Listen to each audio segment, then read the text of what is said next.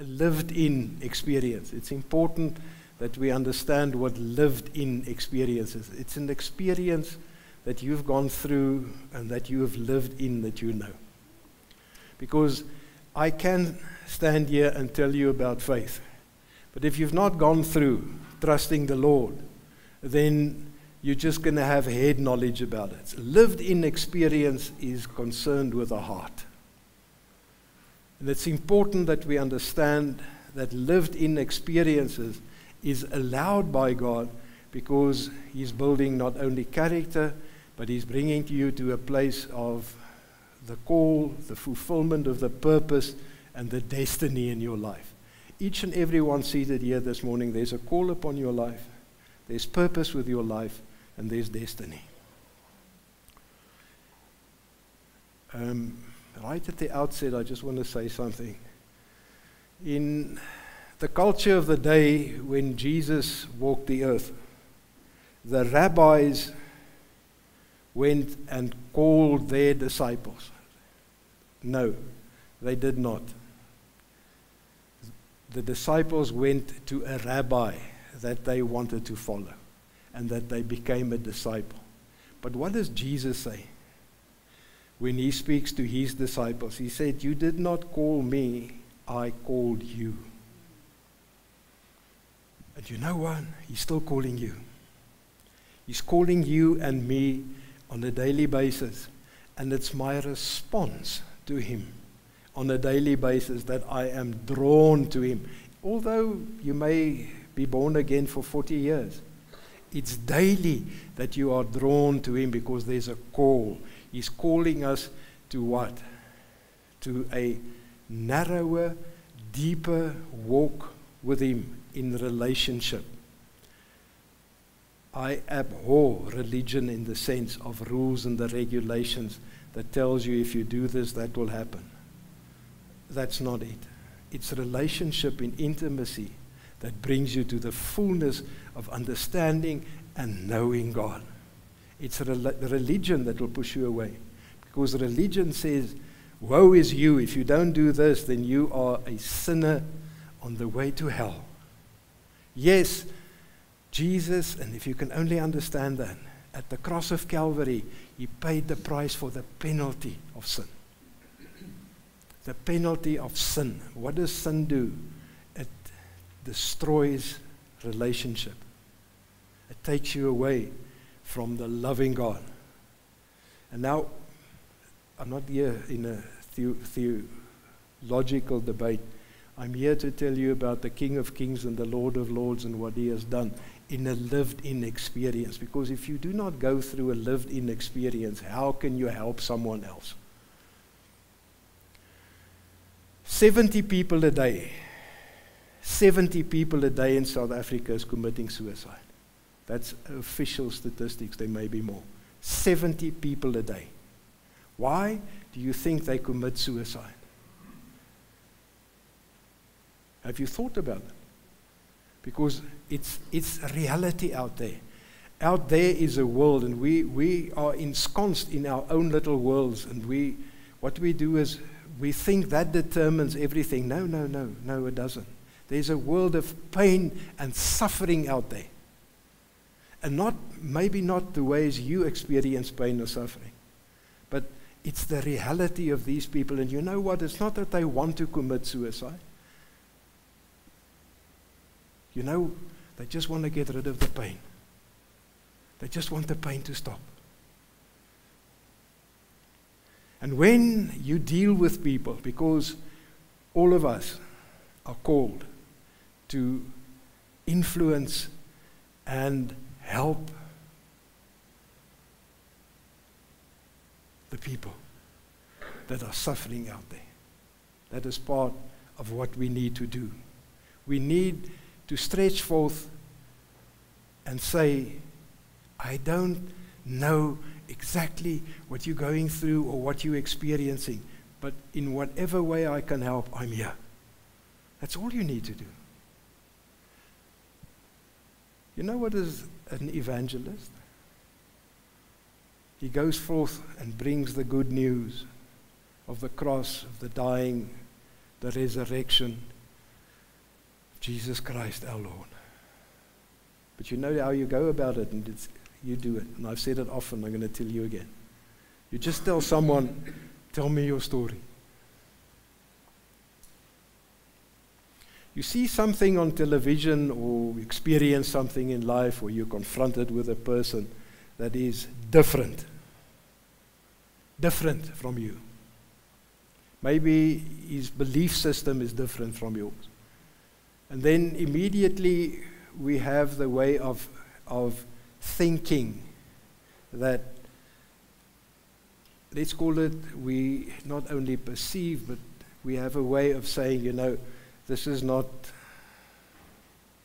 somebody that I want to associate with. But maybe the Lord wants you to associate with him.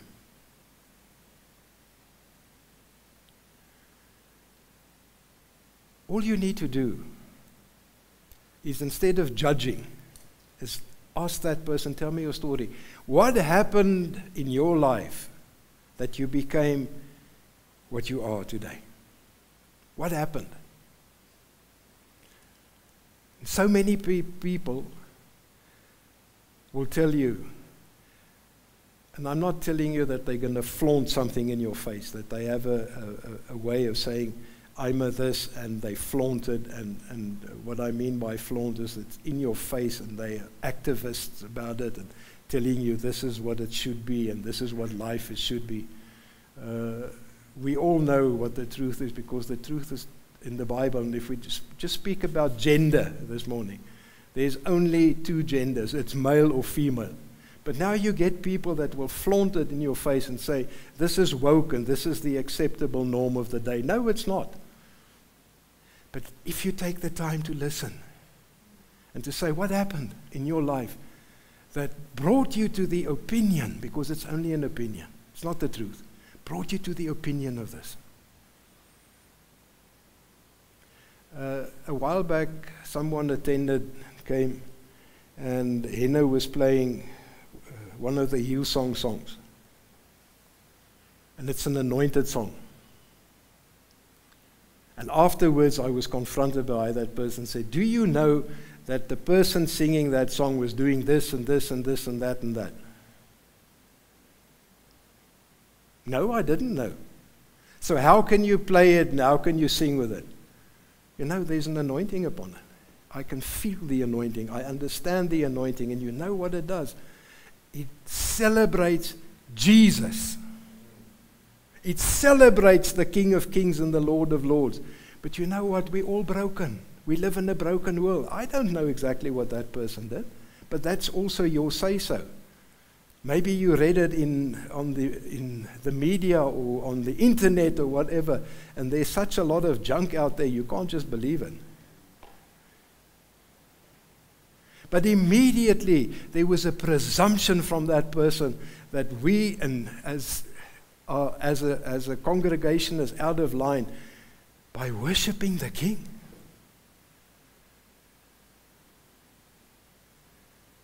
You were saying it is of the devil. No, you know what? The devil that you know is not the one that I know. You're mistaken, person. You are mistaken. Because when I worship the King with my heart, I'm certainly not magnifying the enemy. And it's so easy to be presumptuous. And this is what I'm talking about. Take the time to stand with that person and say, you know what brought you to this place of judgment? Is it because you are ensconced in a church and the church's rules and regulations, or is it the faulty belief system that brought you to the place of being so opinionated that you think you know that which is what? Don't you know that if I take you through the Bible, and I open the Bible, let's go and just take a couple of examples. You know what David did? The man after God's own heart. Let's take the New Testament, Acts 13:22. What does the word say in Acts 13:22? It says, after I disposed of Saul, and this is my paraphrasing, I found David a man after my own heart that will do all I have set him to do. Please read it in your own time, in the various translations. I have found David, a man after my own heart that will do all. You know what David did? At the time that the kings go to war, he was at home. And you know what he did? He was bored. And he looked over the palace and he saw a beautiful woman bathing there. And he took her. And you know what he did? He had intercourse with her. And you know what he did? That's adultery. But not only that, you know what he did? He killed her husband. A man after God's own heart? Yes, a worshipper. But he, as any one of us, have faults. And therefore, none of us, not one of us, are perfect or complete. What we are is sinners in need of a Savior on a daily basis. This is the love of my life. She suffers from a condition. There are times that I want to strangle her. Does that make me a bad person, a murderer? But you know what? By the actions that accompany that, in a course during the day, eventually I become irritated through the continual thing, and I love her with everything in my life. But the irritation is there, and I can repent as often as I'm there, but it wears me down. I'm not telling you anything. I'm telling you it's me. And then I have to repent and say, Lord, forgive me, for I have a temper. Because now I'm exploding. I'm saying, if you would only just, but it's not her. It's not her. But only if you have the lived-in experience of being with me on a daily basis throughout the day, you will have some understanding. Because in your mind, you may have had contact with somebody, or you may have, but everyone is different. And you are going to think, because of what you know, this is how I should. No, no, no. This is the lived-in experience that I have. Because every night I have to go before the Lord and say, Lord, I need you to help me through tomorrow. And it's just one. What about that person that's got psychosis in the head, that hears the voices the whole time, that has got a condition, and they've got to fight it, and they've got to stand, and they've got to be someone, because the world and the church dictates that you have a certain way that you must be. What are you going to do if you are confronted by the reality of a hurting, broken world in your daily walk, or in your home, or in your house? And each one of us have got and is facing challenges. But you need to praise God and say, thank you. Thank you. I forget to do it from time to time. So as I'm standing here, I'm repenting, say, Lord, yeah, thank you for reminding me. But there's a broken people out there, and I need, as much as you do, is to get and touch them with a love of God, because they're facing and going through things.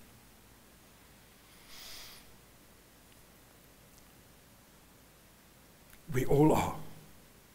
There's no one that's perfect. But you see, we judge according to a standard. And that standard is you. And what about you? What is in your heart? I've told you about the unharvest. If you live in the Lord's, or in the prayer that he was teaching, it's not the Lord's Prayer. He was teaching his disciples in Matthew chapter 6. Our Father that is in heaven, hallowed be thy name. Thy kingdom come, thy will be done as it is in heaven. Thank you. On earth as it is in heaven. So what is your perspective that you live from? Do you live from earth to heaven, or should you live from heaven to earth? The perspective should be living from heaven to earth. As He is. What does the word say? As He is, so we are. Huh? How does that happen? The perspective heaven to earth. As He is, so am I supposed to be. And I cannot, religion will tell you that this is how you must be to be a good person. Relationship tells you you cannot do it. You need Him. You need Him to help you to be. That's the perspective from heaven to earth, daily. I need Him to help me to show forth the love. Just drive in the traffic or just do something. Then immediately something happens in you. What comes out of your mouth? Do you love the person that is driving in front of you, or that just cut across you, or that one? You know what? There is a tendency to stop in the middle of the road while it's very busy and put on their hazards, as if hazards is going to call and do something for you. I want to murder him because he's going to create the biggest accident that is now going to happen. But they don't see it. They're in another plane thinking about other things. Then I have to say to myself, but woe is me. Is that a loving pastor? I've often told you that how I wanted to kill this motorcyclist in the parking lot. You can see paper, pastor kills cyclist. Why? Because he cut in front of me.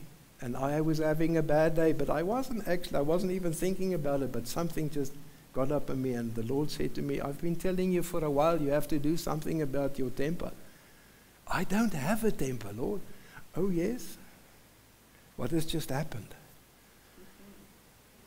We can sort that out, can we? When people do unnecessary things, let's call it stupid things in front of you, traffic-wise, what is your response? Do you pray for them? Oh, Father, I just bless this nincompoop. Bless him with wisdom. What a loving person you are. But that's the reality. That's the reality because it's in our hearts. What is the lived-in experience? I was so blessed by Chris and his testimony on the 21st that he gave here about his lived-in experience. And it's worthwhile to have that kind of thing and to listen to others so that you can gain from it. So there is someone out there that just needs a hug. But now you come with a Bible verse to tell that person that has had voices in his head and is fighting a battle just to survive. It's a battle of survival. Now you say to him, listen, all you have to do is just read this and then you're okay. He's not okay. He doesn't want you to tell that to him. What he wants to do is just for you to listen. Let him tell your story. Tell the story. And then you just listen and you don't offer a comment because the comment is not going to help him. But the alleviating and the lifting of what is in the heart, and there's just somebody that is listening. What does God tell us in His Word over and over again? You are never alone. I am there and I'm listening. Even in the midst of the greatest trials that you are facing, you are not alone. He's there. He's listening. You may want an intervention, but He's there. I told someone, just mention it again. I was walking past. She's got certain programs that she loves to listen in the evening, and then I sit on television before I start with the bathing and the pajamas and all that. So she was there, and then it went on to the next program, and it was Talks and Chops or something like that. And they had some, Bakkies Botha was also on there. He's an ex-rugby player. He played lock for the Springboks. Interesting man. Anyway, he said something that just stuck with me. He said, and he was talking about rugby and sport and so forth in general, but this is a universal principle. He says, you can never beat or win somebody that does not give up. That's a major truth. You cannot win somebody that refuses to give up. Satan will give you his everything, but if you refuse to give in and give up, he cannot win. He cannot win. So whatever you're facing, whatever it is, you just say, you know what?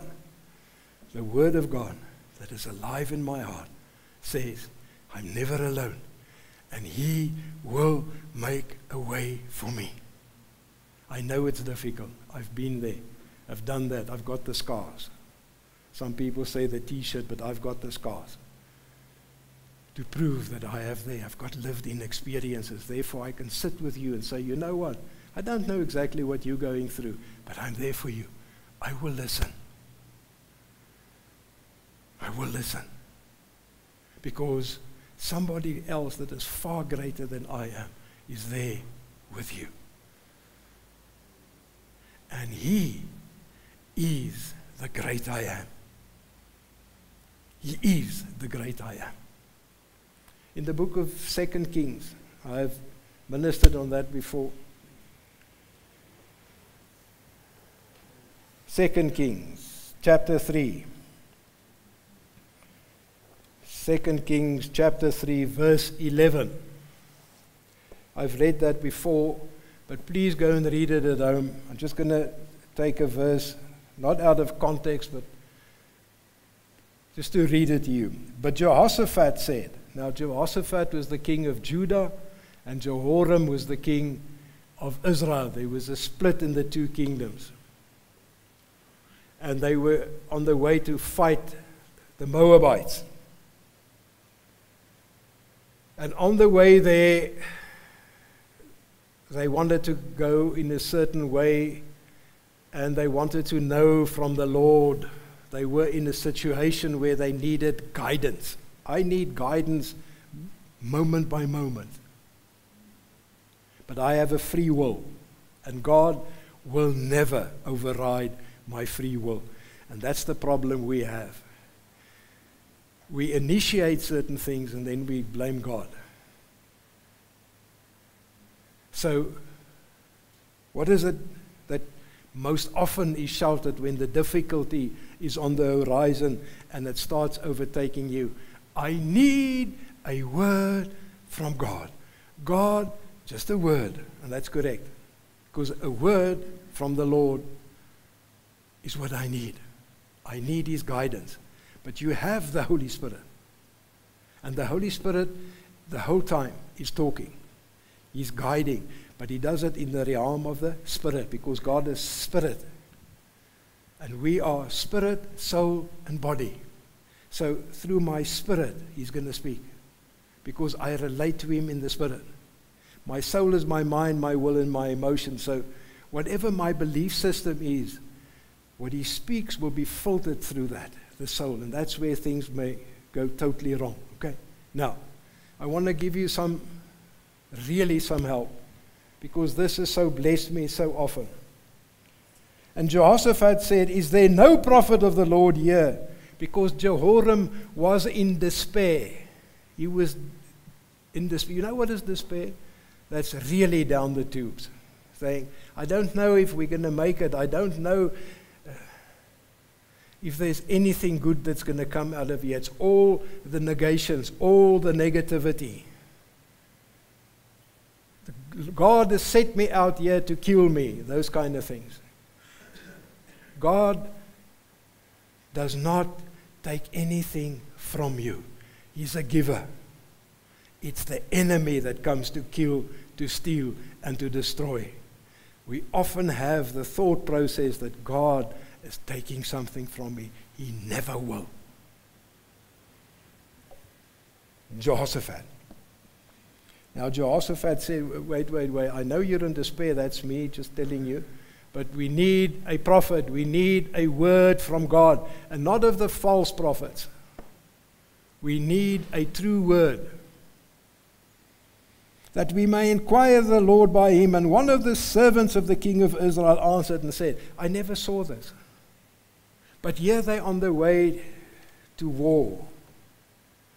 And there he says, as they are in the entourage, where here's the kings with the soldiers, just picture this, they're on the way, the soldiers are there, and he voices and he says, is there no prophet of the Lord? Because all the others here are talking junk. You all have your own opinions. I need a word from God, a true word. And one of the servants says,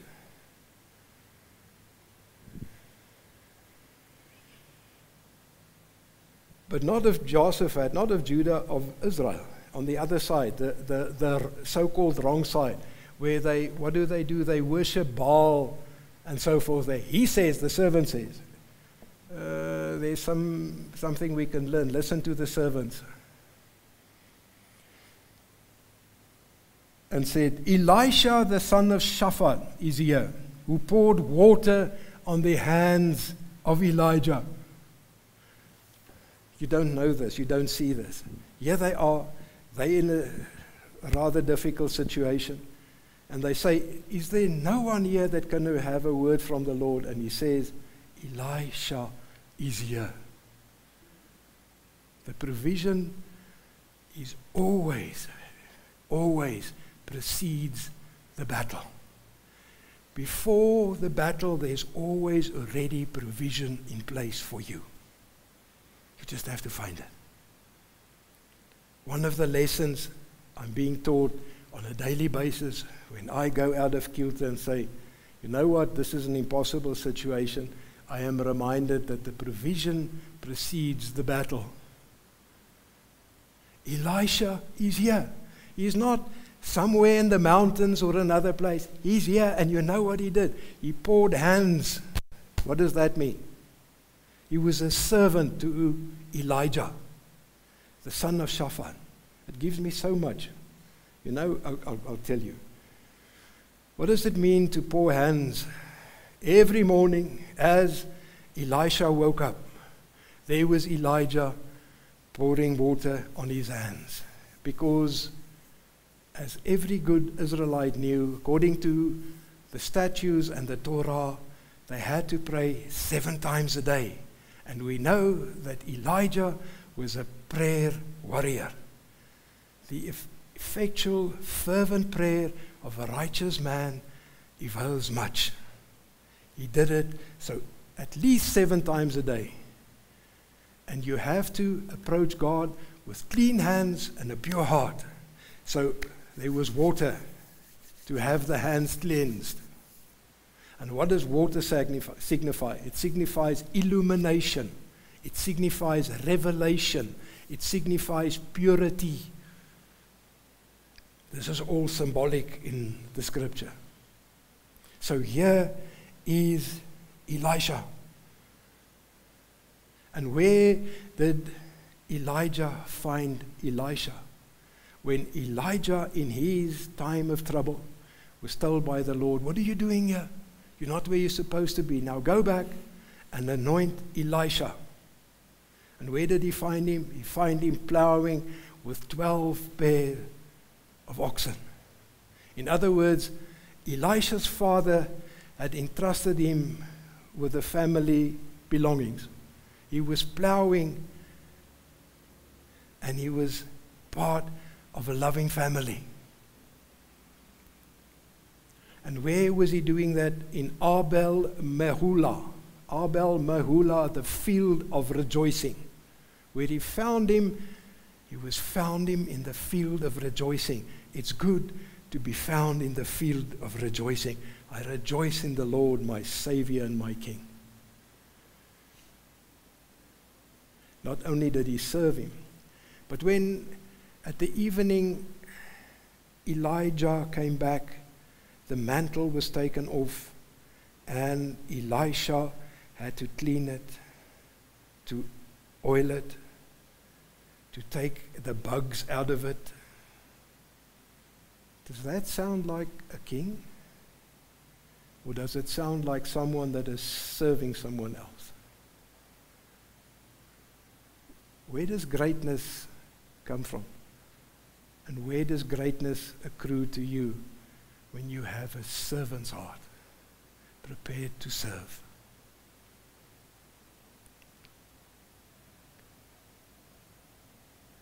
Illumination, restoration. At the Jordan River, Jesus goes into the water. And as he goes in, the Jordan signifies death, but it also signifies restoration. It also signifies purity. It also signifies promises to come. Because as I cross into the promised land. But he goes into the waters, not to deal with his sin, but to purify the waters. Once again, symbolic of purification. Is there no one here that can and hear God's voice, so that we can have a word from Lord that will direct us in the path? Psalm 32, verse 8. I will lead you into the best pathway of your life. The psalmist up to verse 7 is telling and saying this is what needs to be done, and suddenly God interrupts and gives a word. I will guide you into the best pathway for your life. I will instruct you and lead you. There's a promise from God for you.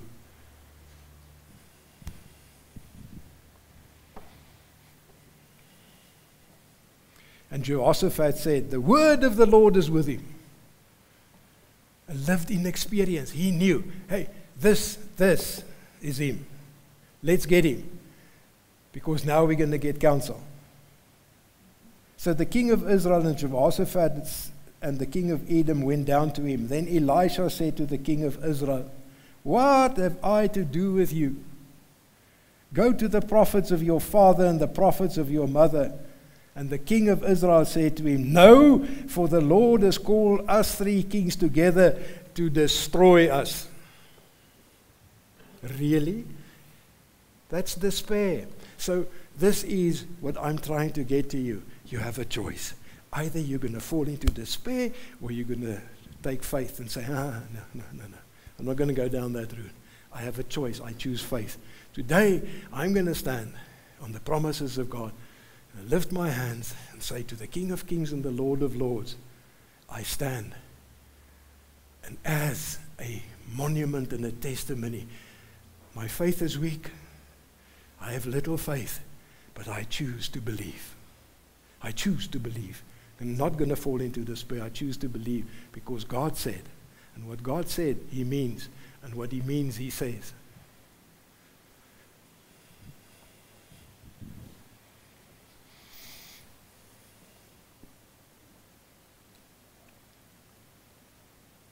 And Elisha said, as the Lord of hosts lives before whom I stand, surely were it not that I regard the presence of Jehoshaphat. He's not perfect, but at least he serves the living king. I would not look at you nor see you. Oh, that's how to win friends and influence people, eh? And he said, thus says the Lord, make the valley full of ditches. Make the valley full of ditches. And there's a wonderful teaching just on that. Why? Because there's going to water is going to come. The water of restoration, the water of deliverance is going to flow. But you see what you need to do, the ditches that you have that is dry in your heart and in your life, you have to open up again so that the water can flow. And you will not know it, you will not see rain, not anything. But you know what? The King of Kings and the Lord of Lords, because He gave you a word and He said He's going to do it, He will do it. All you need to do is choose faith. And faith is a fact, but faith is also an act. You need to open up the hard places of your life. In the book of Hosea, and I close with this, It says, the fallow ground cannot receive the rain. You know what fallow ground is? It's the hardened ground that has not been plowed up yet. You know what the farmers do? They plow up. They make the furrows and so forth. You know what happens when the rain comes? It soaks in. But on the hard, what is going to happen on the hard ground? It flows away. So when the rain of His blessing falls on the hard of your heart, it just flows off. It doesn't go deep. So plow. Lord, search me, Psalm 139, and see my wicked ways, so that I can repent and turn and have you heal me and bring on the season of the fullness. Because as I stand here, I say to you, the best is yet ahead of us. In this land, in your life, the best is yet ahead of us. All we have to do is embrace it and receive it and make it your own and say, that's it. I thank you, Jesus.